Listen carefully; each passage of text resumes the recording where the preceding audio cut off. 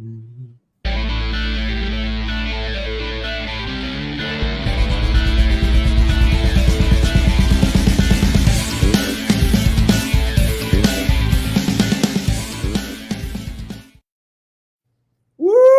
So, What's going on, everybody?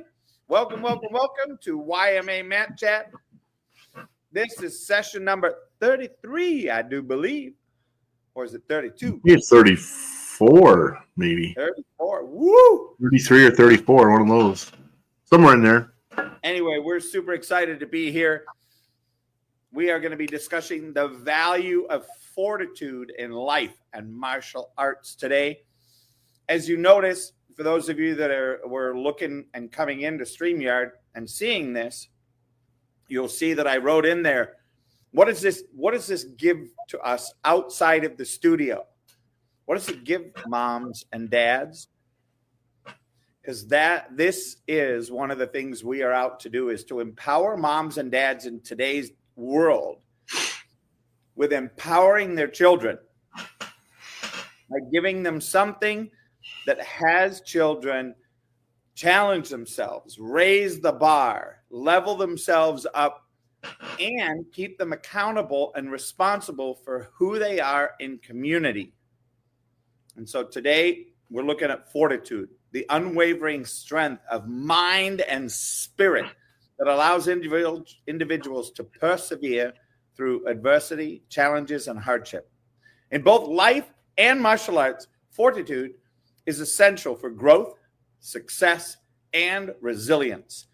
It is the quality that separates those who give up from those who push forward, ensuring that discipline, perseverance, and determination become lifelong habits.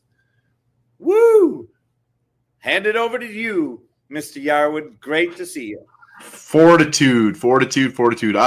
I think people probably know it as grit, right? That innate determination to just continue on doing what it is you're doing, regardless of how hard it gets, regardless of the challenges put in front of you.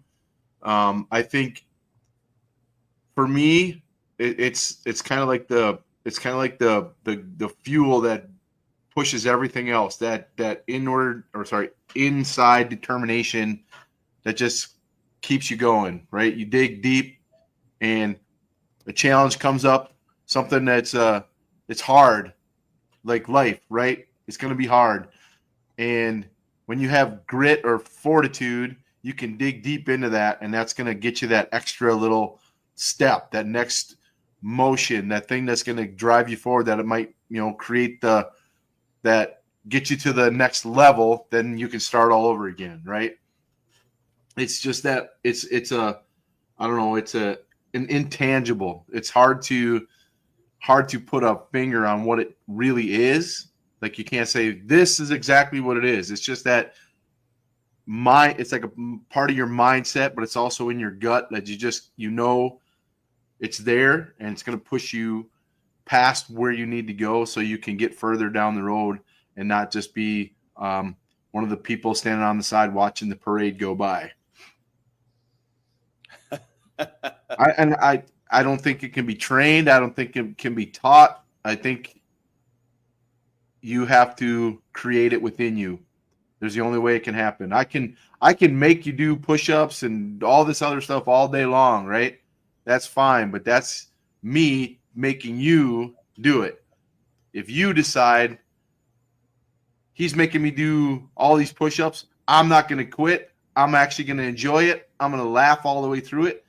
That's the difference, right? That's that fortitude that says, hey, bring it on. What do you got? And for me, the thing about fortitude that a lot of people forget is that when it really fuels who you are and how you are, it shows up when you fail. Yep. It shows up in spades when you fail. What does that mean? That if you were to, say, test for a color belt and you weren't quite ready and you ended up being denied,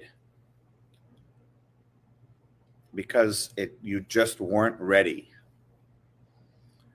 To be able to acknowledge that and go, okay, there were things missing. My integrity was out with what there was to provide to make that leap. What do I now have to do? And where do I now go to inside myself to challenge myself to come back and continue the path? That's where the fortitude is. Yep, it's right at the point where you are either going to decide to quit or continue. You dig deep and say, okay, I'm at a point now where this is the hardest thing. This is the hardest it's been. Right now, if I quit, I still did better than I've done before, right? But that something inside of you says, no, it's not time to quit yet. You still got something left in you that you're going to figure out. Let's go, right? It's a voice, it's a feeling, it's whatever it is. You know, it's hard to say, hard to put your finger on it, but it's that little extra push that you get from internal voices or however it speaks to you. It's that next step, that next little extra piece, right? A half step further, full step further. Let's go. You get, we talked about motivation last week, right? That's motivation is what gets you going, and fortitude is what keeps you going when it gets hard, when it's a challenge. And what always surprises people, and a great example are the SEALs teams that we hear so much about. And we've seen the movie G.I. Jane. And we've seen and heard stories. And what is always surprising, the guy that is a supreme athlete, was a phenomenal athlete in high school, is known as the kingpin, one everybody follows, the leader of the group, goes to SEAL team training and fails miserably. Because for the first time in his life, it's not about having the perfect physique, having the perfect capabilities to make something happen. It's about, because their goal, their aim is to break you. They are there to break you, to get you to the base level of being able to dig so deep inside who you are that fortitude rises up. And no matter what the stress is, no matter what the situation is, no matter how cold you are, no matter how wet you are, no matter how muddy you are, no matter how sandy you are, no matter how tired you are able to continue to push through. Yep. And people go, oh, well, they're brainwashing you. Well, if that's what you want to call it, you go right ahead. It isn't brainwashing. It may have an appearance similar to that because they're causing you to do things that you didn't know that you could do autonomically. In other words, at the subconscious part of your mind, no matter what is thrown at you, no matter what bomb blows up next to you, no matter what happens to the person next to you when they're shot, you will deliver what you were trained to do. If it was brainwashing, everybody would pass SEAL training. Yeah, no kidding. and then that, like, go back to that athlete you were talking about who's always been the best at everything he's ever done. You put him in a situation where he's challenged and there's something put in front of him that he's not able to complete, that he fails at. He's never faced adversity before, right? That's when the rubber meets the road. When you got a guy who's always been number one, he's always been coddled because he's the best at what he does. He's a perfect athlete. He's all this stuff. When it's all said and done and all things are made equal, the adversity is going to get to him because he's never faced it before. He's never been challenged. He's never had to deal with something that he's failed at. Whereas somebody who comes in, who's just a middle of the road guy, he's not the best at anything. He's not the worst at anything, but he's got that drive and that desire to just keep going. He doesn't, like you said, it doesn't matter what you do to him. He's like, all right, let's go. He's not going to win. He's not going to be first. He's not going to be the best, but he's going to be there at the end. Yep. You know, it's a little like the turtle and the hare, right? Who wins the race? Yep. Just keep going. Just keep going. And, you know, the great thing about that is the whole piece, and it's number 4 on this fortitude and martial arts. It says, respect and honor. True martial artists understand that strength is not just about physical ability, but also about the strength of character.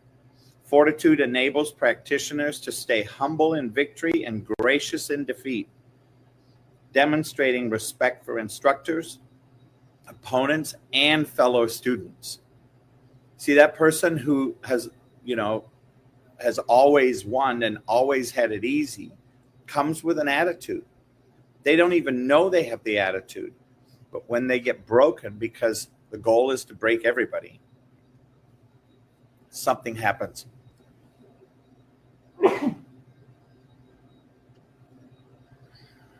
Something happens to them.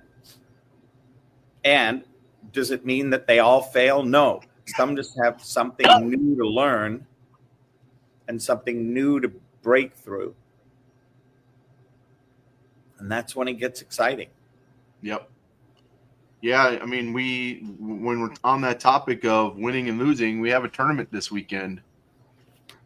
And when you put yourself in a position to be judged, which is essentially what's going to happen, and things don't go your way, how you respond is fortitude.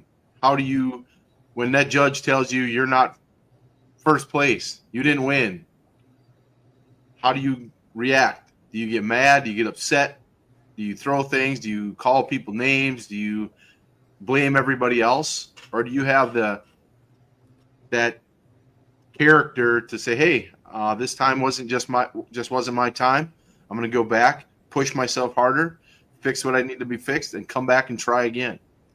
Now, it's not a guarantee that you're going to win again, but if you have that mindset that, hey, I got knocked down, it's time to get back up and figure it out, that is winning, because you've made the decision that you may have failed, right? But you learn from it. Be able to overcome adversity and move on and move through, versus quitting. And when you call everybody else your problem, when it's everybody else's fault that you didn't win, my coach didn't teach me that, the judges were unfair, there was somebody else in there who they liked better, all that stuff, you don't have the strength of character to be a winner, to be a champion. You don't have the grit to move forward and win. In life, we have adversity. So why does this all pay off? Because of the stuff that happens inside the studio, where this really plays a big part. And parents, listen up. Life is full of challenges, whether personal, professional, or emotional. Fortitude proves and provides the inner strength to face difficulties head on and keep moving forward. Whether facing financial struggles, personal loss, or professional setbacks, those with fortitude remain steadfast in their resolve to overcome hardship.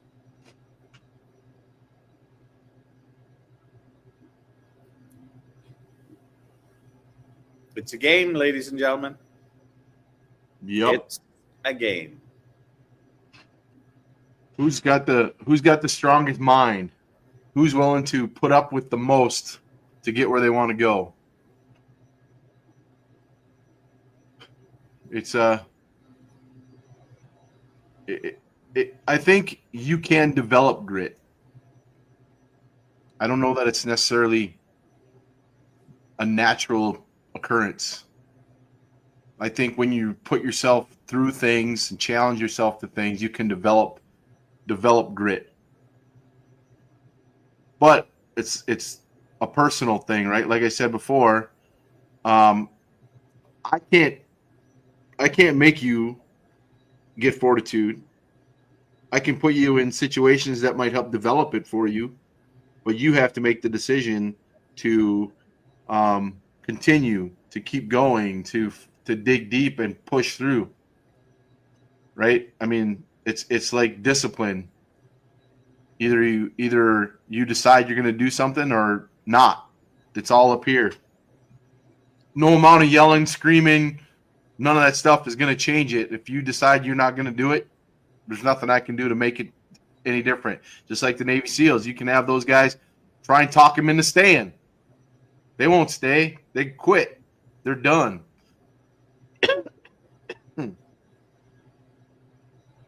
So it can be developed, I believe, but you have to work at it. Yeah, and I think, whereas I know and I agree with you, Mr. Yarwood, about that it's inherent in people. What I think that is great, though, is the ability that people have to learn it, right? To be able to acquire it inside themselves as they see the benefits and the potential of the difference it makes. And also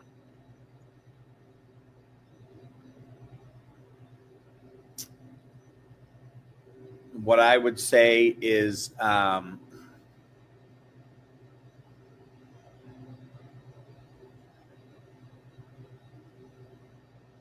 truly just an opportunity for people to step outside of what they know, and for parents to literally have no control over the situation, even with a little kid.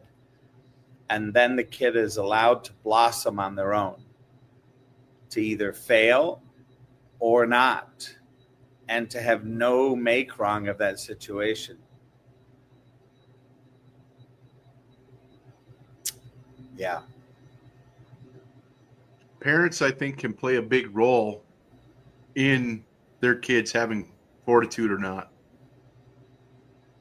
They have the power to teach their kids about digging deep and keep going. There's a lot of parents right now, the baseball parents, the hockey parents, the whatever parents who live vicariously through their children and push them in a way that causes that child to not want to do stuff because they don't feel that they're living up to the expectations of their parents, which is harmful if their parents are that way, right? It's one when you're getting in your kid's face about his failures and all this other stuff and putting him down and saying you should be doing this or you should be doing that. That's not building them up.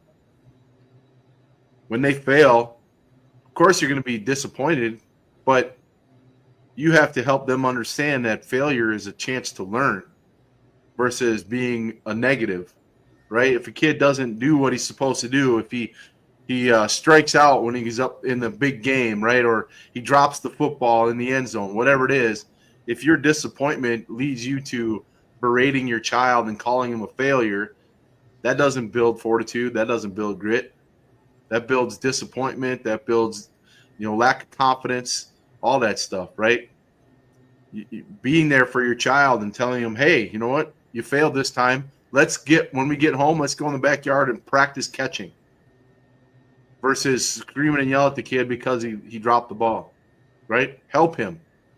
Teach him that when you fail, you get up and you figure out what happened, make it better for next time. That's what builds fortitude. That's what builds grit, because that kid is going to be like, all right, I failed, but it's not going to happen again. And here's why, because I'm going to dig deep. I'm going to fix it.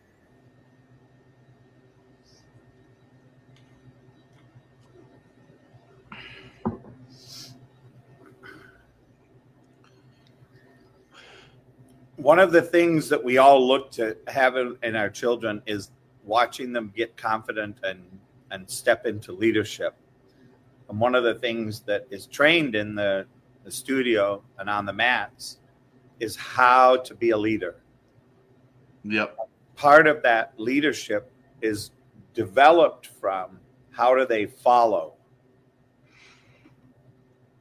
right? So what does it look like to follow? Well, what it looks like to follow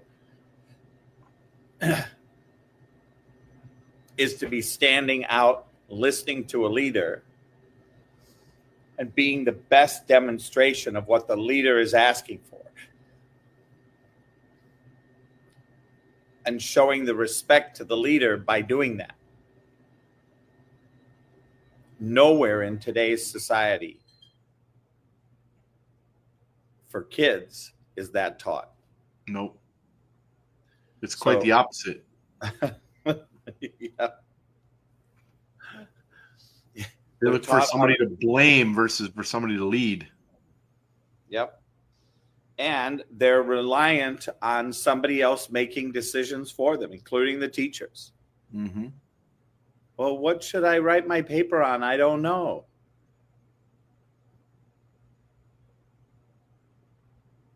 Yeah, it's unfortunate that it's come to the point where, kids aren't taught resilience, aren't taught the fortitude. They're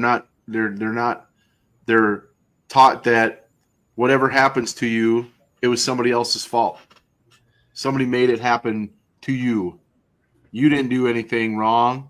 It wasn't your fault. It was the teacher's fault. It was your friend's fault. It was this person's fault, that person's fault. It's never their fault. And when that happens, their desire to figure things out, to want to do other things is eroded because, well, one, they're afraid to fail. Two, if they do fail, there's no consequence to it. Doesn't matter. It wasn't my fault. And they move on from it.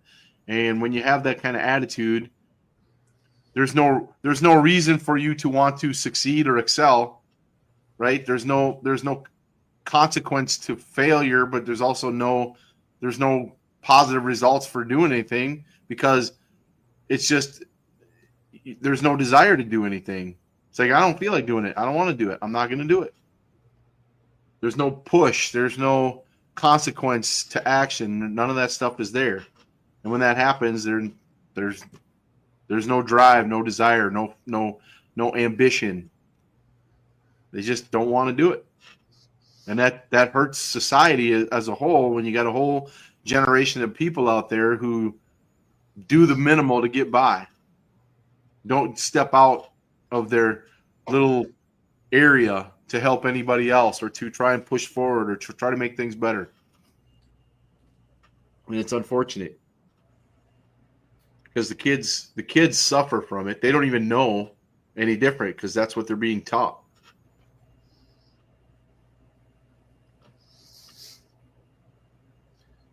Living with integrity. Integrity is everything we've been talking about and how we approach it, both from a winning standpoint, a losing standpoint, a standpoint of learning, a standpoint of transformation.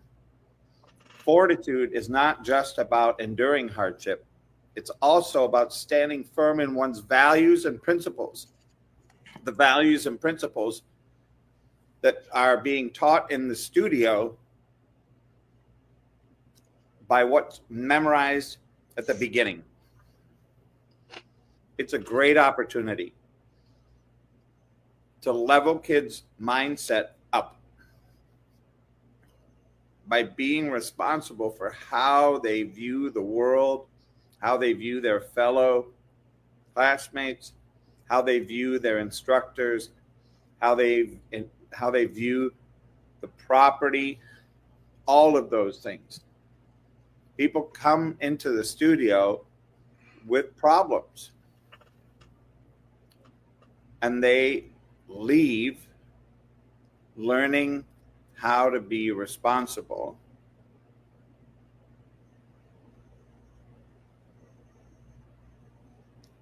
and take that responsibility to every single area of their life. And in a world full of temptations and shortcuts, Those with fortitude remain true to their beliefs and act with honor and integrity. Yep, our goal for all the people who come through that door and start training with us on the mats is not just to teach them taekwondo. That's the bare minimum. That's the conduit to all the other things that we teach them. And for us, when they're practicing fortitude, I guess is a good way to put it, is, that learning a new move, something that's challenging them, right? Like you can just see them struggling, and you can tell the difference between a kid who has the fortitude to want to do it and the kid who doesn't, who needs it. Because the kid who wants to figure it out just keeps going. He's going to keep trying it out. The other kid's like, I can't do it. I'm going to try something else. They just give up. And those are the kids who, we all need it, right? But those are the kids who need it the most. That little extra push, that little extra, sometimes it's a word of encouragement. It's not always, it's developed through them knowing that somebody's got their back, that's going to be there for them when they fall. They're going to pick them back up, dust them off, and push them forward. It's like, all right, let's go. And if you're able to display it yourself, the fortitude, this is how I look at it. Because for me, I need to set the example for my school, for my students, for my instructors, for the parents. If I'm not doing those things myself, then I'm not the example for anybody else. Because I can sit and tell you all day long, you keep practicing, train on stuff, do this. If they see me not doing it, but telling them to do it, they're like, this guy's full of crap. What am I going to learn from him? All I'm going to learn is to tell everybody else what to do. And that's not the way they grow. That's not the way they become the people we're trying to get them to become. So I have to not only help them figure it out, but I have to do it by doing it myself. And that's a challenge too, because it's not always easy. I have all these eyes on me. Everybody's watching Mr. Yarwood. And when he makes a mistake, we all have fun pointing it out. Yep, that's right. But you know what? Self-deprecation, man, that's how it goes. I understand. But that when they point that out to me, that's like, all right, that's my challenge now. I got to fix it. I don't go, it doesn't matter. I was wrong. I screwed up. What do I do to fix it? And they're watching that too. That's the biggest part. How does he respond when he makes a mistake? Does he blame everybody else? Or does he figure it out, learn from it, and move on and teach everybody else how to do it? Yeah. Well, in conclusion, fortitude is one of the most valuable traits a person can develop, both in martial arts and in life. It fuels perseverance, strengthens character, and enables individuals to push past obstacles toward success. Whether in the dojo or facing life's challenges, fortitude is the foundation of resilience, self-discipline, and unwavering determination. Just keep going. Never give up. Pick yourself up, dust yourself off, move forward. One foot in front of the other. That's right.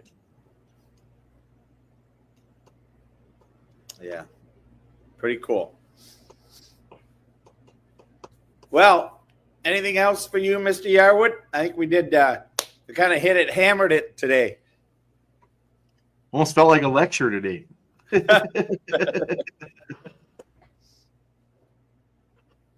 Well, I really think I think in closing, ladies and gentlemen, this really is something. Come and check it out for 30 days. Come and see, Mr. Yarwood is willing to put his money where his mouth is and where his training is. Yep. Come and check it out for 30 days because you will see such a tremendous shift in your kid that you would